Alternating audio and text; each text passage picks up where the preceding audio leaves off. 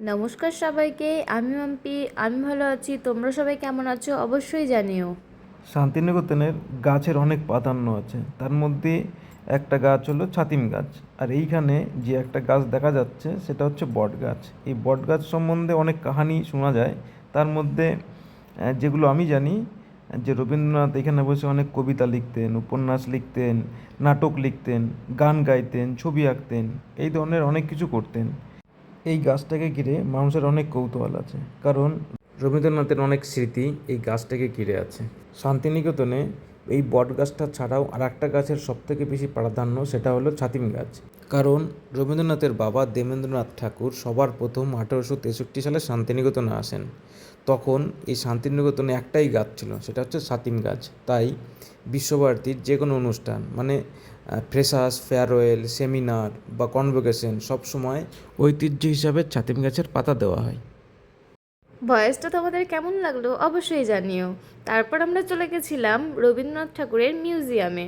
তার সামনেই দেখো এই যে খাবারের দোকান ছিল, পিয়ারা, কামরাঙা, কয়েদবেল এইসবের, আর একটা কাঠের জিনিসের দোকান ছিল। তারপর আমরা চলে এসেছিলাম মিউজিয়ামের সামনে। দেখো আমার বর যাচ্ছে টিকিট কাটার জন্য।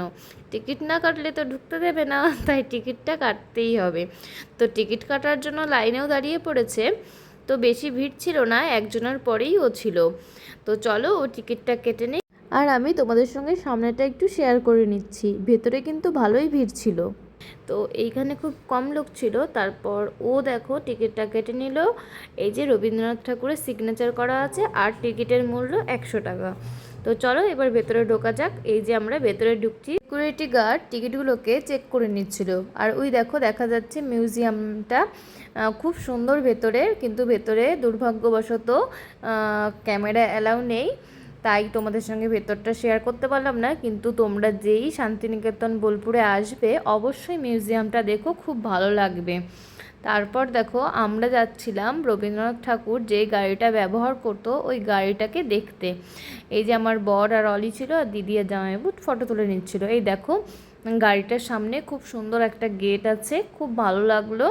আর এই যে এই গাড়িটাই সেই গাড়িটা যেটা রবীন্দ্রনাথ ঠাকুর সেই তখনকার দিনেও ব্যবহার করতো, এখনও খুব সুন্দরভাবে আছে। আর এখানে লেখাও ছিল রবীন্দ্রনাথ ঠাকুরের ব্যবহৃত গাড়ি। দেখো খুব সুন্দর লাগছে। কেমন লাগছে অবশ্যই জানিও। আমি আর আমার বর সামনে একটু ছবি তুলে নিচ্ছিলাম। তো দেখো কেমন লাগছে আমাদের অবশ্যই জানিও। আর বাইরেটাও কিন্তু খুব সুন্দর, তাই তোমাদের সঙ্গে ঘুরে ঘুরে একটু শেয়ার করে নিচ্ছি। আর এইখানে রাস্তাঘাটগুলো পুরো গ্রামের মতো, খুব সুন্দর কিন্তু। আমার তো বেশ ভালো লাগছিল। তারপর একটু দই খেয়ে নিলাম।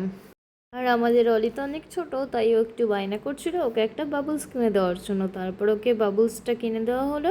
তারপর আমরা চলে যাচ্ছিলাম সোনাঝুরি হাটের উদ্দেশ্যে। তো সোনাঝুরি হাটের ব্লগটা তো আমি আগেই তোমাদের সঙ্গে শেয়ার করে নিয়েছি, কিন্তু মিউজিয়ামের ভিডিওটা তোমাদের সঙ্গে শেয়ার করা হয়নি।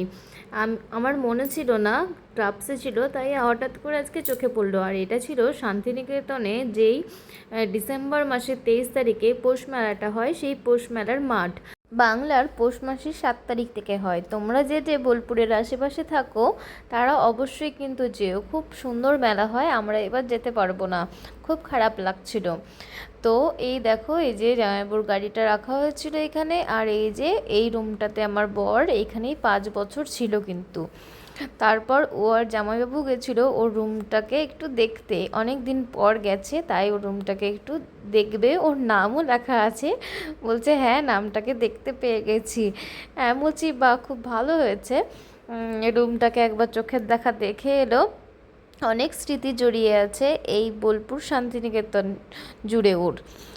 তো আমাদের সঙ্গে সব কিছুই শেয়ার করছিল ও। আমাদেরও খুব ভালো লাগছিল শুনে। যদিও আমাকে ও সবই বলেছিল আগের বার যখন আমাকে এখানে নিয়ে গেছিলো তখনই। দিদি জামাইবাবুকেই বলছিল, আমিও জানি এগুলো আগেই যেহেতু শুনেছি, আর ওরা তো শোনেনি, তাই ওদেরকেও বলছিল সব কিছু, যে এটা ওটা, যে এটা কি ওটা কি সবই। আর এটা হচ্ছে সেন্ট্রাল লাইব্রেরি, খুব সুন্দর। দেখো যারা যারা বোলপুরের কাছে থাকো তারা অবশ্যই পৌষ মেলাতে যেও, খুব ভালো লাগবে আশা করি তোমাদেরও। তো আজকের ভিডিওটা এই পর্যন্তই। দেখা হচ্ছে খুব তাড়াতাড়ি নতুন কোনো ভিডিওর সঙ্গে।